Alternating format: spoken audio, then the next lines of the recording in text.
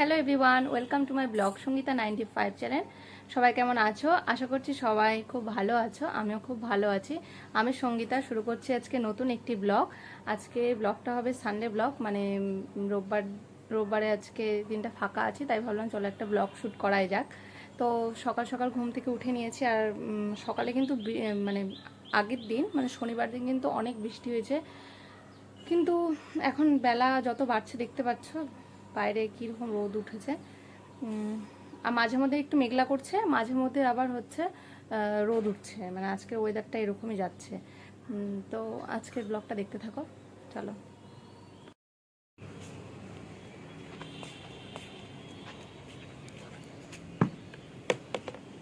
কি রোদ্দুর ছাদে, যাই হোক এখন জামা কাপড়গুলো একটু মেলে নিই।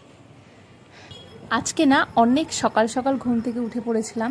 ভেবেছিলাম আজকে যেহেতু সানডে আছে, সানডেতে প্রায় কোনো কাজ টাজ সেরকম থাকে না, তো সেই জন্য ভেবেছিলাম আজকে ঘরের কাজগুলোই রেডি করে রেখেছিলাম যে আজকে বাড়িরই সব কাজগুলো করব। আর তার জন্য অনেক কিছু জামা কাপড় ভিজে রেখেছি। এখন তো কেবল বেডশিটগুলো ধুয়ে কেচে মেলে দিলাম, আর বাকি এক দুটো বেডশিট নিয়ে মেশিনে করব, ওয়াশ করে নেব, আর বাকিগুলো সব হাতেই করে নেব। কারণ হচ্ছে ঝটপট করে নিচ্ছি, এত মেঘলা ওয়েদার করেছে, মানে কোনো কোনো সময় এমনই মেঘলা ওয়েদার করছে মনে হয় বৃষ্টি চলে আসবে, আর কোনো কোনো সময় রোদ উঠছে। হয়ে গেছে দেখো, গাছপালাগুলো কি সুন্দর, মানে কেমন যেন হয়ে গেছিলো। এটা হচ্ছে গাঁদা ফুল, এই ফুলটা একটু পড়ে গেছে, নিতে গেছে। আর তাছাড়া তোমাদের তো এর আগে আমি ব্লগে শেয়ারও করেছিলাম, মানে আমাদের এই গরমে না ছাদে এত হিট হয়ে থাকে, মানে সারাটা দিন সকাল থেকে শুরু করে একদম বিকেলে সূর্য ডোবা পর্যন্ত না রোদ থাকে, আর সেই জন্য এত ছাদ হিট হয়ে থাকে। কোনো গাছই না লাগালে মানে ঠিক মতো আমি ভাবতে পারি না কোথায় রাখলে আমার গাছগুলো একটু বাঁচাতে পারবো। আর এই কদিনে বৃষ্টিতে না একটু গাছগুলো একটু শান্তি পেয়েছে, মানে আমারও একটু নিজেরও ভালো লাগছে, মানে গাছগুলো একদম পুড়ে যায়। দুটো তো হচ্ছে বেডশিট মেলে দিলাম, মানে আরও বেডশিটগুলো এখন কাঁচা হচ্ছে মেশিনে। এই যে এটাতে কাঁচা হচ্ছে।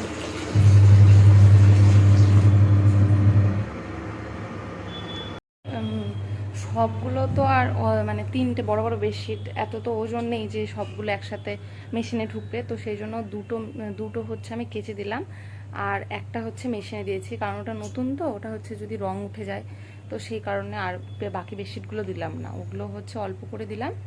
আর তোমার ওই একটা বেডশিট খালি মেশিনে দিয়েছি, কারণ তাড়াতাড়ি করে মেলে দিলে একটু শুকায় যাবে, তো সেই কারণে।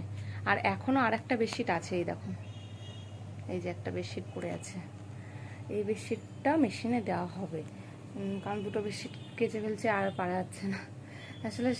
মানে রোজ রোজ তো কাচার সময় পাই না, সেই জন্য রোববার দিনটা একটু সময় থাকে, মানে আমার তো বাকি দিনগুলো টিউশন পড়াই, যেহেতু আমার পড়ানো থাকে, তো সেই কারণে হয়ে ওঠে না। আর আমার কাজগুলো আমি নিজে করতে বেশি ভালোবাসি, সেই কারণে এগুলো জমিয়ে রেখে দিই, আমার সময় মতন আমি নিজের মতন কাজটা করে নিই। এই তো গরম পড়েছে, মানে আমি রীতিমতো চুল টুল আবার ভালো করে বেঁধে বেঁধে নিলাম, মানে প্রচণ্ড গরম লাগছে, প্রচণ্ড। কালকে তো বৃষ্টি হলো, তারপরও আজকে একটু গরম গরমই লাগছে, মানে কি জানি, মানে ওয়েদারটা তো বেশ ভালো, বেশ ঠান্ডা ঠান্ডা হাওয়া দিচ্ছে, মানে এতক্ষণ ধরে এত মানে কাপড় টাপড় কেচে হাঁপাই গেছি, প্রচণ্ড গরম লাগছে। দিয়েছি নতুন বিছানা চাদর পাতবো, তো সেই জন্য বিছানা চাদরটা এখানে বের করে রেখেছি, এটা এখন মেশিনে দিতে হবে। কাপড়গুলো দিয়ে দেওয়া হয়ে গেছে, এখন মেশিনটা চালু করব।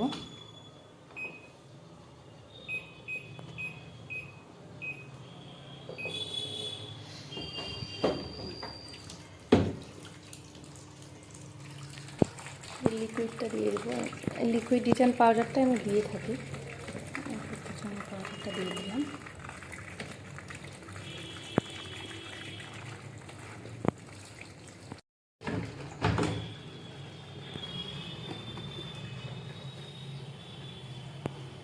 ওই কাজটা হতে থাকুক, আমি ততক্ষণ আমার আর বাকি কাজগুলো করতে থাকি। দেখা হচ্ছে কিছুক্ষণ পরে, ঠিক আছে। আর এদিকে আমি এখন রান্নাঘরে চলে এসেছি। এইদিকে কাপের মধ্যে এখানে দেখতে পাচ্ছ, এটা হলো গোপালকে সকালে প্রসাদ দেওয়া হয়েছিল, তো সেটাই এখানে রাখা আছে, তো ওটা একটু খেয়ে নিলাম। আর এদিকে আমি দুধটা গরম করে এদিকে ঢেলে নিচ্ছি, মানে এটা সকালের হলো ব্রেকফাস্ট, দুধের সাথে কলা যাবে, আর হলো মুড়ি, মানে দুধ কলা দিয়ে মুড়ি দিয়ে বেশ কিন্তু খেতে ভালো লাগে। মানে আমার মতন এরকম কে ব্রেকফাস্ট করতে ভালোবাসো সেটা জানাবে। আর এদিকে না দেখতে পাচ্ছ সকালে মানে উঠে দেখছি যে গাছে ধুতরা গাছটা একদম হেলে গেছে, মানে অনেকটা বড় হয়ে গেছে, আর হাওয়াতে না হেলে গেছে একদম এদিকে। তো যাই হোক, এদিকে এখন খেয়ে নিচ্ছি, আর এখানে খাওয়া হয়ে গেছে। আর এদিকে দেখতে পাচ্ছ সমস্ত সবজি বাজার থেকে করে আনা হয়ে গেছে। তো এখন রান্নার পালা। এদিকে চাটনিটা আমার করা হয়ে গেছে, যেটা তোমাদেরকে এখন দেখাতে পারলাম না, পরে একসময় দেখাবো। আর এদিকে দেখছো ট্যাংরা মাছ এনেছে, ও আমাদের বাড়িতে আজকে চিকেন হবে যেহেতু রোববার, তো সেই জন্য ট্যাংরা মাছের ঝোল করব আলু আর হচ্ছে পটল দিয়ে।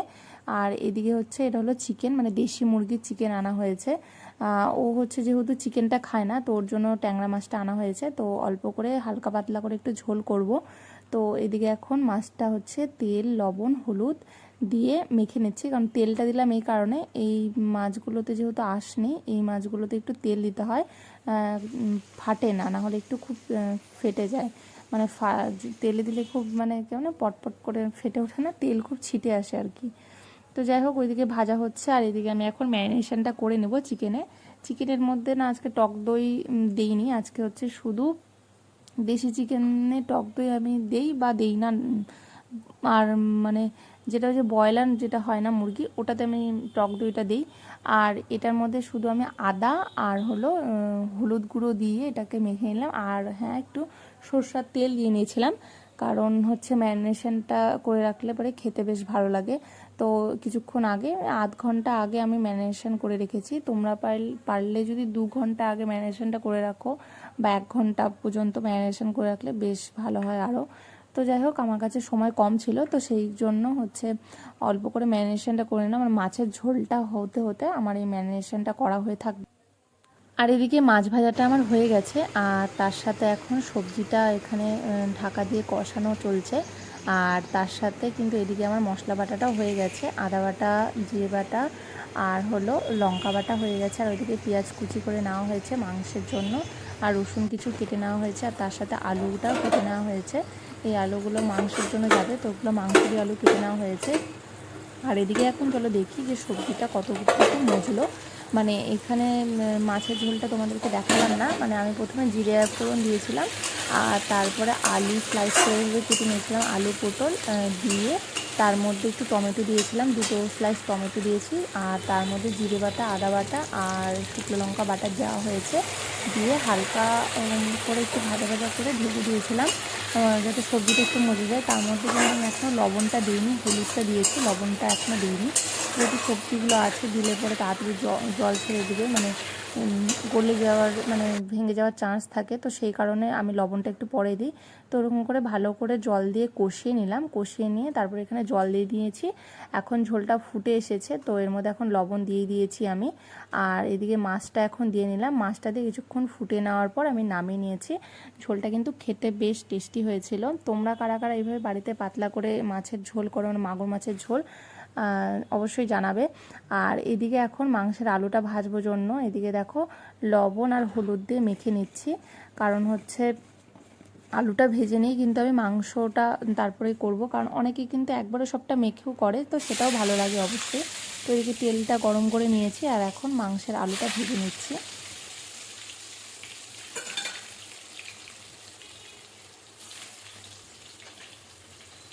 আর এদিকে দেখতে পাচ্ছ আমার এদিকে মাংসের আলুটা ভাজা হয়ে গেছে, আর এদিকে ফোড়ন নিয়ে নিয়েছি, মানে ফোড়নে নিয়েছি শুকনো লঙ্কা তেজপাতা আর দারচিনি এলাচ, আর দিয়েছিলাম জিরে, মানে সাদা জিরে দিয়েছিলাম ফোড়ন দিয়ে, তার মধ্যে পেঁয়াজ কুচি দিয়ে নিলাম, আর কিছু আদা না রসুন থেতো করে দিয়েছি।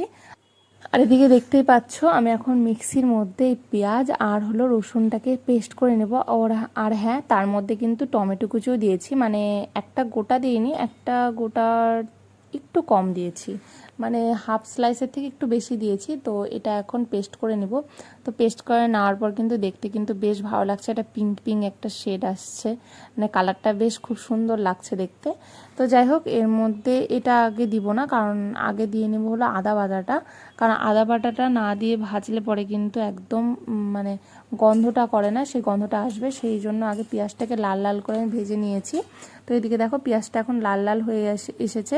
তো এর মধ্যে এখন আমি আদা বাটাটা দিয়ে নেব, কারণ এর আগে কিন্তু ম্যারিনেশনে আমি 1 চামচ কিন্তু আদা বাটা দিয়েছি, তার জন্য কিন্তু এর মধ্যে আদা বাটাটা একটু কম দিলাম, কারণ চিকেন আর হচ্ছে রান্নাতে কিন্তু আদা বাটাটা একটু বেশি লাগে, মানে চিকেনের গন্ধটা যাতে না পাওয়া যায়। তো ওটা দিয়ে আমি এখন নেড়ে নেওয়ার পরে তারপরে এখন এর মধ্যে দিয়ে নিলাম পেঁয়াজ রসুনের আর টমেটোর পেস্টটা দিয়ে নিলাম। এটা দিয়ে আমি হালকা নাড়ানাড়া করে যখন গন্ধটা চলে যাবে পেঁয়াজ রসুনের গন্ধটা, তার মধ্যে আমি জিরে বাটা আর দিয়ে নেব হলো শুকনো লঙ্কা বাটা। তো শুকনো লঙ্কা বাটা তার মধ্যে হলুদ আর হলো লবণটা দিয়ে নিয়েছি। আর এখন মাংসটাও এর মধ্যে দিয়ে নিয়ে এবার দুটোকে একসাথে কষিয়ে দিব। একটু কষানোর সময় কিন্তু আমি ঢেকে ঢেকে একটু দমে দমে কষাবো, আর এর মধ্যে কিন্তু আমি এক্সট্রা কোনো জল দিব না। চিকেনের যে একটা জল থাকে না, সেই চিকেনের থেকেই যে জলটা বেরোবে ওতেই কিন্তু মাংসটা সেদ্ধ হয়ে যাবে।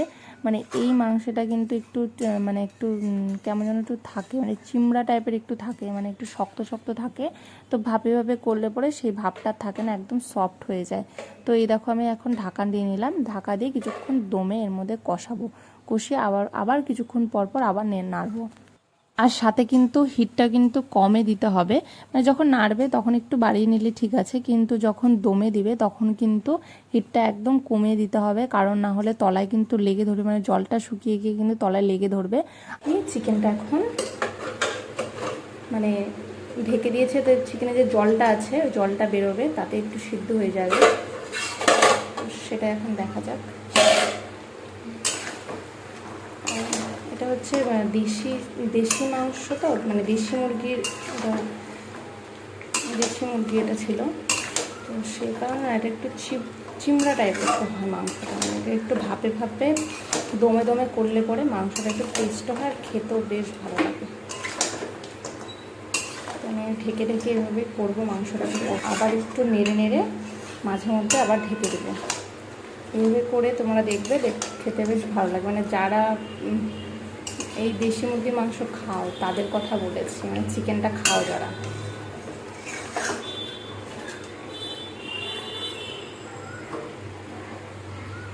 দেখতে পাচ্ছ গাছের লেবুগুলো কতটা বড় হয়েছে, অনেক লেবু এসেছে এবার। এদিকে এগুলো হলো গন্ধরাজ লেবু।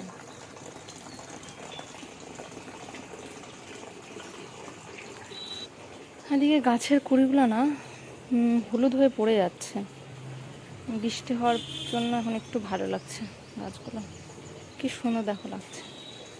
কয়দিন রোদ উঠাতে গাছের পাতাগুলো না কেমন হয়ে গেছিলো, এখন কতটা মানে দেখে মনে হচ্ছে না গাছগুলো একটু শান্তি পেল। চারিদিকটা কি সুন্দর সবুজ, আর গাছগুলো কীরকম নিস্তেজ হয়ে পড়েছিল। আর এদিকে দেখো আবার চলে আসলাম রান্নাঘরে। তো দেখতেই পাচ্ছ কড়ার মধ্যে কিন্তু অনেক জল উঠেছে, যেটা তোমাদেরকে বললাম এই চিকেনের জল দিয়ে কিন্তু মাংসটা হয়ে যাবে, মানে একটু ঢেকে ঢেকে জাস্ট করতে হবে। তো মাংসটা কিন্তু এক্সট্রা কোনো আমি জল দিইনি, ওটা চিকেনেরই জল বেরিয়েছিল। তো এখন আমি কিন্তু এর মধ্যে জল অ্যাড করেছি, মানে কষে এসেছে, আর আলুটা তার আগে দিয়ে একটু কষিয়ে নিয়ে আলুটা দিয়েও একটু ঢাকা ঢাকা করে কষিয়েছিলাম। তো মাংসের ঝোলটা অলরেডি ফুটে এসেছে, আমি উপর দিয়ে একটু কাঁচা লঙ্কা দিয়ে নিয়েছিলাম, আর একটু গরম মশলা বেটে নেওয়া হয়েছিল, মানে দারচিনি আর হলো এলাচ এলাচ এইটাই আমি গরম মশলাতে অ্যাড করেছি। তো এটা আমি বেটে নিয়েছিলাম। তো এখন এটা হয়ে গেছে অলরেডি, আলুটাও সিদ্ধ হয়ে গেছে আর মাংসটাও কিন্তু একদম সিদ্ধ হয়ে গেছে। তো এর মধ্যে আমি গরম মশলাটা অ্যাড করে দিয়েছি, এখন নামিয়ে নেওয়ার পালা। আর এদিকে এখন ভাত হচ্ছে, ব্যাস ভাত হলে এদিকে রান্না আজকের কমপ্লিট। আর এইদিকে আমার ঝোলটা এখন নেমে এসেছে। আজকে ঝোলটা একটু পাতলা পাতলাই করলাম, কারণ এই গরমের মধ্যে পাতলা পাতলা ঝোল খেতে বেশ ভালো লাগে। তোমরা যারা যারা চিকেন খাও তাদের জন্য বলছি, তারা সিরিয়াসলি এইভাবে রান্না করে একদিন দেখবে, সত্যি খুব সুন্দর হয় আর অসাধারণ হয়। কালারটা দেখছো কি সুন্দর লাল লাল, বেশ মুরগির ঝোলটা এসেছে না, খুব ভালো লাগছে দেখতে, আর খেতেও কিন্তু খুব সুন্দর হয়েছে। আর ওইদিকে তোমাদের রান্নাটা দেখিয়ে দিলাম, ওইদিকে ছিল মাছের ঝোল আর চিকেন আর আমের চাটনি। তো এখন আমি চলে এসেছি উপরে, কারণ আমার শীতের জামা কাপড় না অনেক দিন ধরে পরে পরে লাট খাচ্ছিল, মানে কাচাকুচি তো হয়ে গেছে কিন্তু এতগুলো জামা না ভাঁজ করে ঢুকাতে হবে, তো এটাই না খুব খাটনির একটা চাপের ব্যাপার। তো যাই হোক সব একদম গুছিয়ে নিলাম ঝটপট করে, তারপরে এখন চলে যাবো হলো স্নানে, কারণ এগুলো আজকে না করলে একদমই হতো না। আসলাম, এখন যাই জায়গায় হলো জামা কাপড়টা মেলে দেই, বাইরে কিন্তু অনেকটা মেঘলা করে আসছে। আর এদিকে আমি এখন ছাদে চলে এসেছি। ছাদে তো উপরে উঠে দেখি যে বেশ ভালোই মেঘলা করেছে, মনে হচ্ছে এই বৃষ্টি নামবে। আমি তো ভাবছি জামা কাপড় মেলে যাবো, আবার না বৃষ্টি নামে। তো যাই হোক হাওয়া তো হচ্ছে, বৃষ্টি না নামলেও হাওয়াতে জামা কাপড়গুলো মোটামুটি হয়তো শুকিয়ে যাবে। আর কয়দিন ধরে যেরকম শুনছি পূর্বাভাসে যে বৃষ্টি হতে পারে, তো একদিকে তো খুব ভালোই হোক বৃষ্টি কয়েকদিন, কারণ যা গরম ফেলেছিল না একদম পারা যাচ্ছিল না, একদম নাজেহাল অবস্থা। তো যাই হোক এদিকে জামা কাপড়গুলো আমি সবগুলো একবারে আজকে সব ভিজিয়ে কেচে নিলাম। তোমাদের তো বলেছিলাম যে জামা কাপড় অনেকগুলো ভিজিয়ে রেখেছিলাম, তো এগুলো হলো সেগুলো। জামা কাপড়গুলো ভিজিয়ে নিয়ে একবারে কাঁচা হয়ে গেল। আবার কবে যদি বৃষ্টি হয় কতদিন স্নান করতে পারবো না, তো জামা কাপড়গুলো এইভাবে বাইরে থাকবে, সেই জন্য একবারে কেচে নিলাম। আর হাওয়াতে হাওয়াতে হয়তো শুকিয়ে যাবে, আর বেলা না অনেক হয়ে গেছে, তো সেই জন্য এদিকে খাবারটা একদিকে বেড়ে নিয়েছি। এদিকে ছিল মাছের মাথা দিয়ে মুগের ডাল, ঝিঙে পোস্ত আর কচুর শাক, এটা না কালকে ছিল, তো সেগুলোর সাথে নিয়েছি। আর নিয়েছি চিকেন কষাটা, আর হলো আমের চাটনি করেছিলাম একদম পাতলা করে, এটা কিন্তু খেতে বেশ ভালো লাগে। খাওয়া দাওয়া হয়ে গেছে, এখন এইদিকে দেখতে পাচ্ছ বিছানাটা এলোমেলো হয়ে আছে, মানে বিছানা চাদরটা এখনো পাতা হয়নি, তো বিছানা চাদরটা এখন পাতবো। আর আজকের ব্লগটা না অনেকটা বড় হয়ে গেছে, তো এরপরেরও নেক্সট পার্ট আর একটা ব্লগ নিয়ে আসছি। মানে আমরা একটু বিকেলে ঘুরতে বেরিয়েছিলাম, তো সেটারই ব্লগটা এখানে অ্যাড করতে পারলাম না, কারণ ভিডিওটা অনেকটা লং হয়ে যাবে। তো এটার আমি পরের দিন আবার নেক্সট পার্টটা দেবো। তো আজকের ভিডিওটা এখানেই শেষ করছি। আজকের তোমাদের এই ভিডিওটা যদি ভালো লেগে থাকে, দিয়ে ভিডিওটাকে like comment share and subscribe করে দিয়ে পাশে থেকো। টাটা, খুব শিগগিরই আসছি নেক্সট পার্টের ব্লগটা নিয়ে। সবাই ভালো থেকো, সুস্থ থেকো।